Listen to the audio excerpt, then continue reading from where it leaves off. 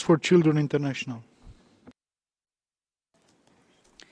Monsieur le vice-président, la République démocratique du Congo est l'un des pays au monde où les violations graves contre les enfants sont plus fréquentes. Cette situation est aggravée par la pauvreté urbaine, la promiscuité des populations suite au déplacement massif causé par des conflits armés et un manque de services sociaux et économiques adaptés qui exacerbe le recrutement et l'utilisation d'enfants soldats par des groupes armés.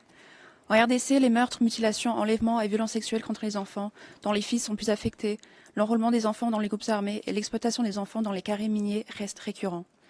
Bien que la RDC ait signé et ratifié plusieurs instruments juridiques internationaux relatifs aux droits de l'enfant, il dispose d'outils législatifs nationaux pour faire respecter ces droits.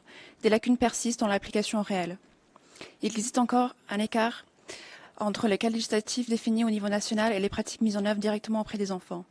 DEI RDC BIFERD recommande donc de mettre en place en urgence un mécanisme opérationnel permettant d'accéder aux enfants vivant dans les zones sous contrôle de groupes armés et exposés au risque d'apétridie en leur délivrant des certificats de naissance et d'autres documents attestant formellement leur nationalité congolaise. Adresser des instructions claires et contraignantes à tous les responsables de groupes armés en RDC afin qu'ils cessent immédiatement les attaques et occupations d'écoles.